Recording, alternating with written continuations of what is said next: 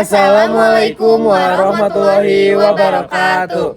Kami dari kelas 11.5 kelompok 8 akan menjelaskan mata pelajaran fisika bab ke-10 tentang alat optik. Sebelum masuk, kita akan memperkenalkan diri dulu. Aku Dava Satya Makardika. Aku Bia Ariel Lesmana. Saya Desira. Aku Windy. Let's start. Nah, yang pertama itu kita akan menjelaskan dulu apa sih itu alat optik. Jadi alat optik itu adalah alat-alat yang menggunakan lensa dan cermin yang bermanfaat untuk sifat-sifat cahaya. Cahaya tersebut itu bisa digunakan untuk melihat. Selain mata juga, kita juga bisa menggunakan alat optik untuk membantu penglihatan secara bersamaan dengan mata. Nah, selanjutnya yaitu jenis-jenis alat optik. Jadi alat optik itu terbagi menjadi dua. Yang pertama itu alamiah dan buatan. Nah, alamiah itu yaitu mata kita. Dan yang buatan itu yaitu ada kamera, kacamata, proyektor, kaca pembesar, dan lain sebagainya. Mata adalah organ yang paling penting untuk melihat. Cara kerjanya, cahaya masuk, difokuskan oleh lensa, membentuk bayangan di retina. Retina mengubah bayangan menjadi sinyal saraf. Sinyal dikirim ke otak melalui saraf optik. Yang nomor 2 ada bagian mata. Bagian luar itu ada kelopak, bulu mata, alis, kelenjar air mata melindungi air mata. Bagian dalam dan fungsinya, kornea, pelindung dan membiaskan cahaya. Iris, mengatur ukuran pupil dan memberi warna mata. Pupil, mengatur banyaknya cahaya masuk. Jarak fokus lensa, kita bisa mendapatkannya dengan menggunakan rumus 1/F sama dengan 1/S ditambah 1/S kuadrat, di mana S adalah jarak benda ke lensa, meter. S kuadrat adalah jarak bayangan ke lensa, meter. Oleh karena itulah, saat kita memeriksa matanya ke dokter mata, maka kita disuruh membaca rangkaian huruf-huruf di depan kita dengan jarak yang sudah ditentukan, sehingga dokter dapat menentukan jarak fokus lensa untuk mengetahui besarnya daya lensa yang dibutuhkan. Contoh soal, seorang yang tidak dapat melihat jarak jauh dan juga tidak bisa melihat jarak dekat dinamakan cacat mata presbiopi. Jika titik dekat 50 cm dan titik jauh 2 meter, bagaimana kacamata yang harus dipakainya agar dapat melihat normal? Jawabannya adalah yang pertama, agar dapat melihat normal, maka harus dapat melihat jelas pada jarak 25 cm dan tak hingga. Untuk melihat dekat butuh kacamata positif, sedangkan melihat jauh butuh kacamata negatif. Yang kedua, pada perhitungan kekuatan lensa untuk penderita presbiopi diselesaikan satu persatu, lakukan perhitungan seperti pada penderita hipermetropi. Lalu dilanjutkan seperti pada perhitungan penderita miopi. Kemudian hasilnya dilaporkan secara bersama. Yang ketiga, melihat dekat. Kacamata bagian bawah. S sama dengan 25 cm dan S aksen sama dengan min 50. Tanda negatif menunjukkan bayangan sepihak dengan benda. 1/F sama dengan 1/S ditambah 1/S aksen. 1/F sama dengan 1/25 ditambah 1/min 50. 1/F sama dengan 2/50 dikurangi 1/50. 1/F sama dengan 1/50. F sama dengan 50 per 1 cm sama dengan 50 cm. Dan besar ukuran kacamatanya, P sama dengan 100/F, P sama dengan 100/50, P sama dengan 2 dioptri. Kekuatan lensa bertanda positif, maka lensa yang digunakan adalah lensa positif atau lensa cembung atau lensa konvergen. Melihat jauh, kacamata bagian atas, S sama dengan min cm dan S aksen sama dengan min 2m. Tanda negatif menunjukkan bayangan sepihak dengan benda. 1/F sama dengan 1/S ditambah 1/S aksen. 1/F sama dengan 1/gelombang ditambah 1/min 2. 1/F sama dengan 1/min 2. F sama dengan min 2 per 1m. F sama dengan min 2. Dan besar ukuran kacamatanya, P sama dengan 1/F, P sama dengan 1/min 2, P sama dengan min 1/2 dioptri. Kekuatan lensa bertanda positif, maka lensa yang digunakan adalah lensa positif atau lensa cekung atau lensa divergen. Kamera merupakan alat untuk menghasilkan foto. Ada 2 jenis kamera yang umum dikenal. Yang pertama merupakan kamera digital, yang kedua merupakan kamera analog. Yang pertama akan dibahas merupakan kamera analog. Cara kerja kamera hampir sama seperti cara kerja mata. yaitu cahaya masuk difokuskan oleh lensa dan kemudian ditangkap oleh retina yang merupakan film pada kamera. Rumus untuk mencari titik fokus pada lensa kamera sama seperti yang kita gunakan pada lensa kacamata di atas. Kiri atas sebuah lensa cembung, diafragma, dan juga film. Lensa pada kamera dapat diubah-ubah letaknya sedemikian agar bayangan yang dibentuk lensa selalu terletak tepat pada film. Sifat bayangan yang dibentuk kamera adalah nyata, terbalik, dan diperkecil. Bagian-bagian kamera seperti bagian-bagian mata. Yang pertama, lensa kamera seperti lensa pada mata yang tujuannya memfokuskan bayangan. Yang kedua, diafragma dan shutter sebagai pembuka atau penutup lensa seperti iris dan pupil, yaitu mengatur banyaknya sedikit sinar yang masuk. Yang ketiga yaitu film seperti retina yang berfungsi sebagai tempat terbentuknya bayangan. Yang keempat adalah gerakan maju mundurnya lensa seperti akomodasi yang berfungsi untuk memfokuskan bayangan agar jatuh di retina.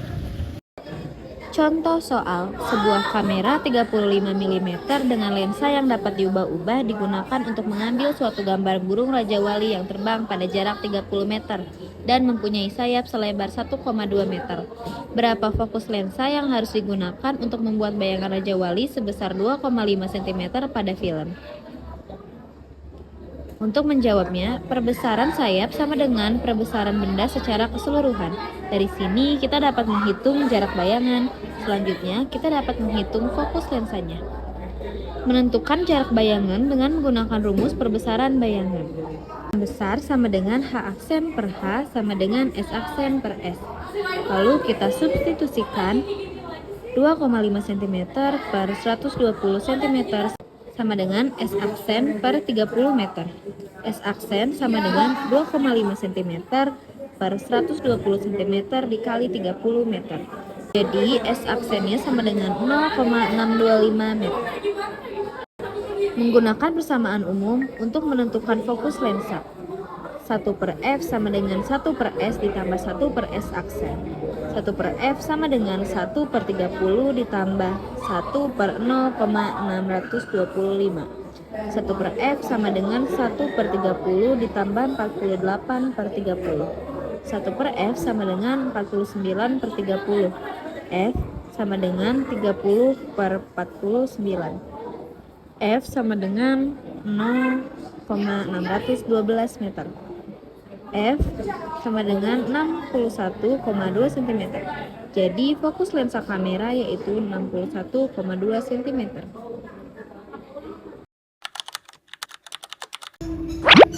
Loop atau kaca pembesar, yakni merupakan alat yang hanya terdiri dari satu lensa positif yang berfungsi untuk memperbesar bayangan pada retina. Loop sebenarnya merupakan lensa cembung yang diletakkan antara mata dengan benda yang akan diamati. Loop banyak digunakan oleh tukang arloji untuk melihat komponen-komponen arloji yang berukuran kecil.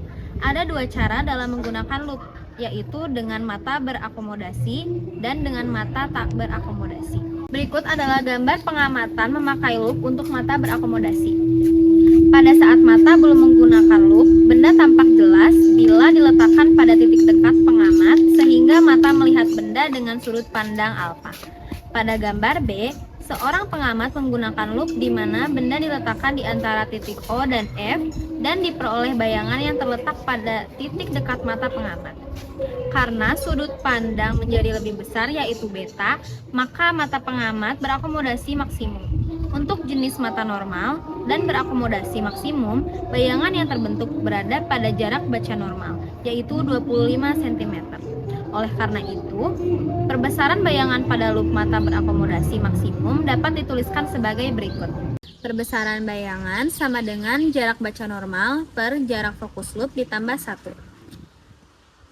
Menggunakan loop untuk mengamati benda dengan mata berakomodasi maksimum cepat menimbulkan lelah. Oleh karena itu, pengamatan dengan menggunakan loop sebaiknya dilakukan dengan mata tak berakomodasi atau mata dalam keadaan rileks. Perhatikan gambar berikut. Untuk mata tak berakomodasi, bayangan terbentuk di tak terhingga dan benda terletak di titik fokus S sama dengan F. Sehingga perbesaran bayangan yang dibentuk loop untuk mata tak berakomodasi adalah sebagai berikut.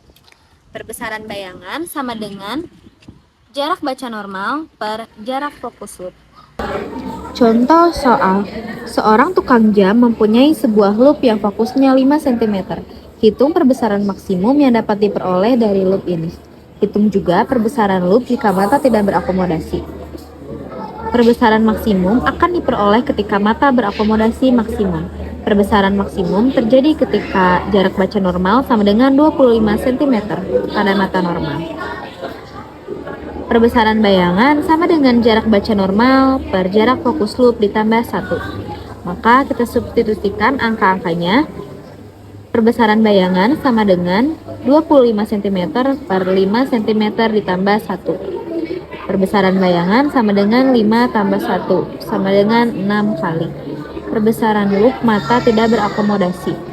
Perbesaran bayangan sama dengan jarak baca normal per jarak fokus loop, sama dengan 25 cm per 5 cm, jadi perbesaran bayangannya sama dengan 5 kali.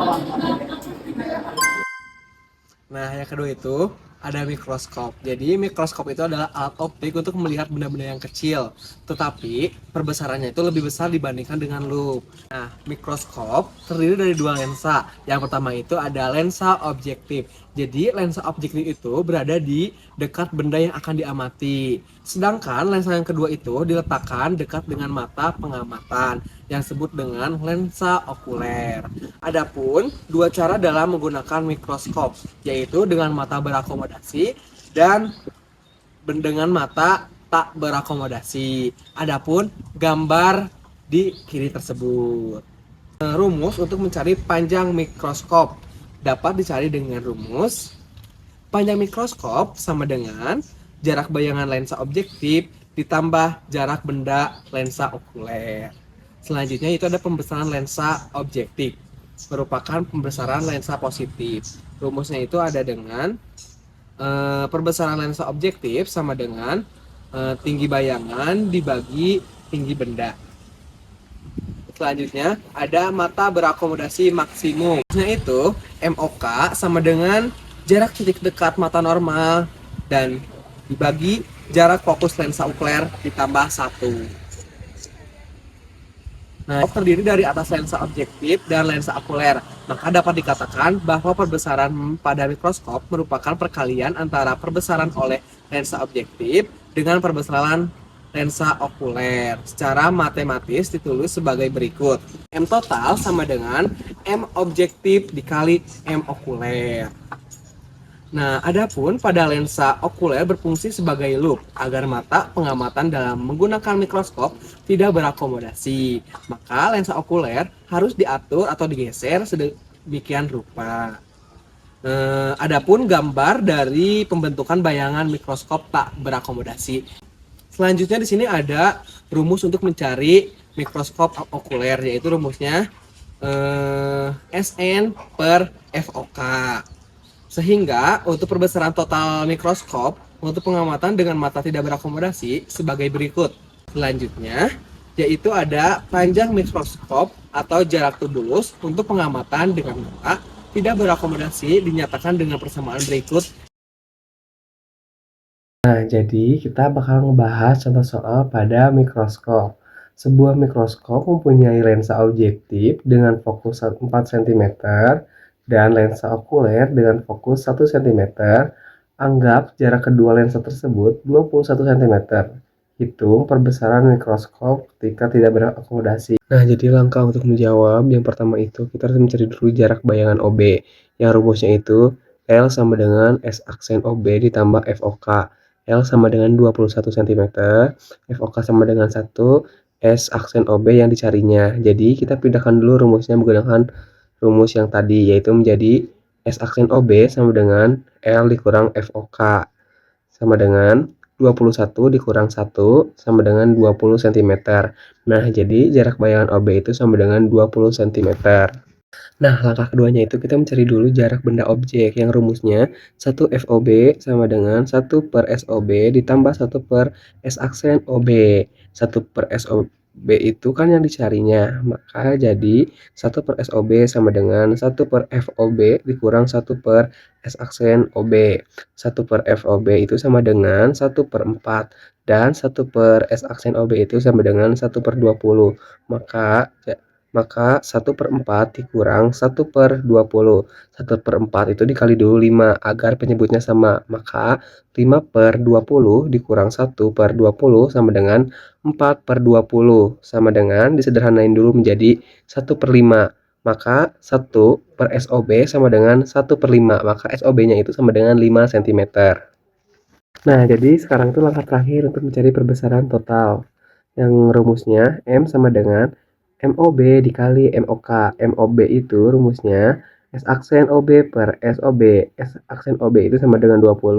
SOB itu sama dengan 5. Maka 20 per 5. Nah, selanjutnya MOK. MOK itu rumusnya SP per FOK. SP sama dengan 25. FOK sama dengan 1. Maka hasilnya 25. Nah, jadi rumus perbesaran total itu M sama dengan MOB dikali MOK. Maka M sama dengan 4 dikali 25, maka hasilnya 100 kali. Nah, jadi perbesaran pada mikroskop ketika tidak berakomodasi adalah 100 kali perbesaran. Berikut penjelasan mengenai teropong. Teropong adalah alat optik untuk melihat benda yang sangat jauh agar terlihat lebih dekat dan lebih jelas. Ada dua jenis teropong ya. Yang pertama, teropong bias yang terdiri dari beberapa lensa untuk membiaskan sinar yang datang dari benda. Beberapa contoh teropong bias yaitu teropong bintang, teropong bumi, teropong prisma, teropong panggung. Dan yang kedua, teropong pantul yang terdiri dari beberapa cermin dan lensa sebagai pemantul dan pembias sinar datang. Saya di sini akan menjelaskan dua teropong. Yang pertama, teropong bintang.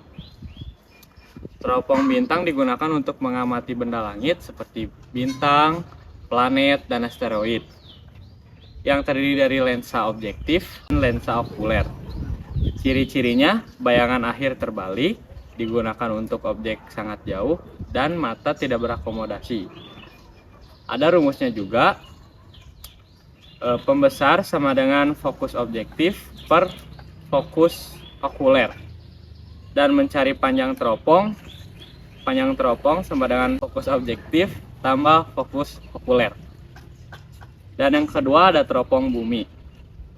Teropong bumi digunakan untuk melihat benda di permukaan bumi. Terdiri dari lensa objektif, lensa pembalik, dan lensa okuler. Dan dia juga mempunyai rumus. Yang pertama, rumus pembesar. Pembesar sama dengan fokus objektif per fokus okuler. Dan yang kedua, panjang teropong. Panjang teropong sama dengan fokus objektif tambah 4 fokus pembalik tambah fokus okuler. Nah, sekarang kita bahas contoh soalnya. Kita di sini ada satu contoh soal. Yang soalnya itu panjang teropong bintang, teropong bumi, dan teropong Galileo untuk mendapatkan 3 kali perbesaran benda. Lensa objektif yang dipakai pada ketiga teropong itu sama, yaitu jarak fokusnya 60 cm. Anggap mata mengamati tidak berakomodasi. Panjang fokus pembaliknya itu 10 cm. Nah, kita bahas yang pertama itu teropong bintangnya. Yang rumus kita pakai itu M sama dengan FOB per FOK. Terus kita masukin M-nya itu tadi perbesarannya sudah ada di soal 3 sama dengan fokus objektifnya di situ juga udah ada di soalnya 60 cm. Tapi fokus okulernya kita belum ada, makanya kita cari fokus okulernya itu fokus okuler sama dengan 60 per 3 yaitu 20 cm. Terus kita cari L-nya. L-nya itu FOB tambah FOK. FOB-nya tadi kita udah tahu 60 cm ditambah 20 cm FOK-nya yang hasilnya itu 80 cm. Terus kita pakai cara yang kedua, MY sama dengan FOB per FOK. Kita pakai cara yang kayak tadi, 3 sama dengan 60 per FOK. Terus kita pindahin tuh 3-nya ke sebelah kanan, jadi 60/3 yang hasilnya itu 20 cm. Terus kita lanjutin, L sama dengan FOB tambah FOK tambah 4 FP. Terus kita masukin aja 60 tambah 20, FP nya itu 10 cm. Nah makanya itu dikali 4, hasilnya 40. Tinggal tambahin semuanya, 60 tambah 20 tambah 40 itu 120 cm. Nah sekarang kita ngejelasin yang tentang teropong Galileo. Pakai rumus yang sama, MY sama dengan FOB per FOK. Kita masukin kayak tadi, caranya sama. 3 sama dengan 60 FOK, 3-nya kita pindah ruasin jadi per 60/3 dan hasilnya 20. Nah kita lanjutin pakai caranya itu L sama dengan FOB dikurangi FOK. FOB nya tadi 60, FOK nya tadi udah dapet kita 20, tinggal dikurang aja, yang hasilnya itu 40 cm. Jadi perbandingannya itu 80 banding 120 banding 40, atau bisa disebut 2 banding 3 banding 1. Makasih.